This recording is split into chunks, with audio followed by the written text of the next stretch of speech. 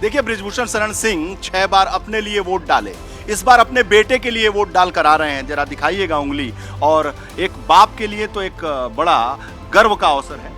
ये एक पिता के लिए, हर पिता के लिए बड़ा गर्व का अवसर होता है जब अपने बेटे की कामयाबी में वो सहयोग करता है, और वो भी सांसद पद के लिए।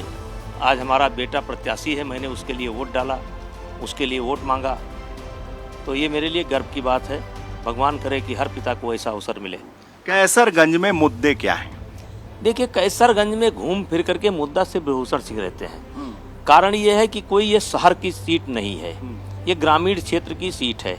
यहाँ मिलना, सड़क, बिजली, ये छोटे छोटे काम, इसमें सबसे बड़ा मिलना, दुख में शामिल होना, सुख में शामिल होना। तो घूम फिर करके हम ही रहते हैं। जैसे विपक्ष में कोई रहता नहीं, 5 साल तक कोई रहता नहीं है, अचानक कोई लड़ने चला आता है। जैसे पिछले बार फैजाबाद से लड़ने आ गए। वहाँ आपने कहा कि अभी जो हमारे विरोध में सपा और बसपा से लड़ रहे हैं, अगर मेरे सामने आ जाए तो मैं उनका चरण छू लूं।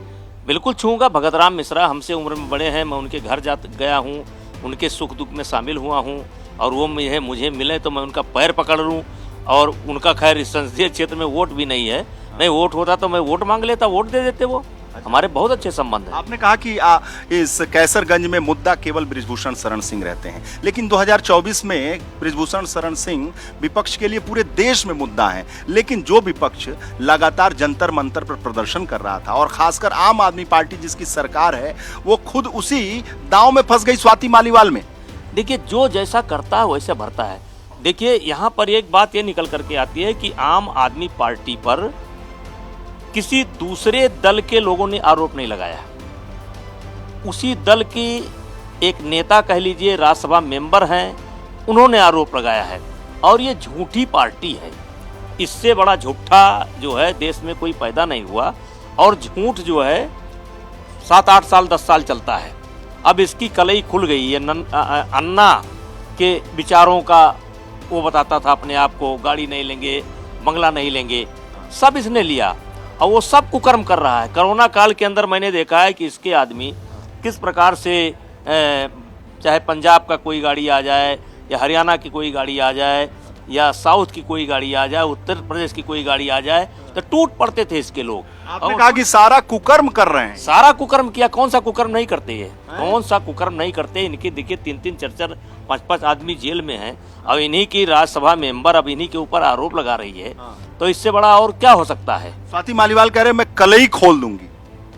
उसके पास बहुत कुछ होगा, वो बहुत तेज महिला है, वो खोल देगी। कुछ और है, होगा उसके पास, होगा पक्का। जंतर मंतर पर यही स्वाति मालीवाल रहे थे। और इस बीच अगर कैसरगंज सीट की बात की जाए तो कैसरगंज सीट जहां पर बीजेपी ने इस बार सिटिंग एमपी यही बृजभूषण शरण सिंह, इनको तो चुनाव मैदान में नहीं उतारा, लेकिन इनकी नाराजगी भी मोल ना लेनी पड़े, इसीलिए इन्हीं के बेटे हैं करण भूषण सिंह, उन्हें चुनाव मैदान में उतारा है। पहली बार चुनाव लड़ रहे हैं बृजभूषण शरण सिंह के बेटे, छोटे बेटे करण भूषण सिंह, जिनके सामने इंडिया गठबंधन की तरफ से समाजवादी पार्टी ने जो भगत राम मिश्रा हैं, उनको चुनाव मैदान में उतारा है। अच्छा, ये जो सीट है कैसरगंज की सीट, किसी समय में बेनी प्रसाद वर्मा इस सीट से जीत चुके हैं, और समाजवादी पार्टी के टिकट पर वो इस सीट से जीत चुके हैं। लेकिन 2014 से ये सीट कमल यहां पर खिल रहा है, और कमल खिलाने का काम बृजभूषण शरण सिंह ने ही किया।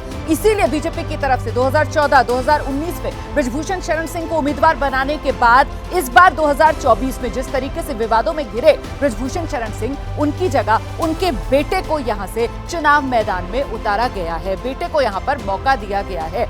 जैसे ही घड़ी का काटा दोपहर 2:30 पे आए, बबीता जी का दिल सास बहू साजिश के लिए मचल जाए। और ये है इनकी बहू, पूरे दिन ऑफिस की टेंशन हो जाए गॉन जब ये करें अपना फेवरेट शो फ्री टाइम पे ऑन। इनकी तरह आप भी देखें अपना फेवरेट शो अपने टाइम पर, और डाउनलोड कीजिए एबीपी लाइव ऐप अपने स्मार्ट टीवी पर।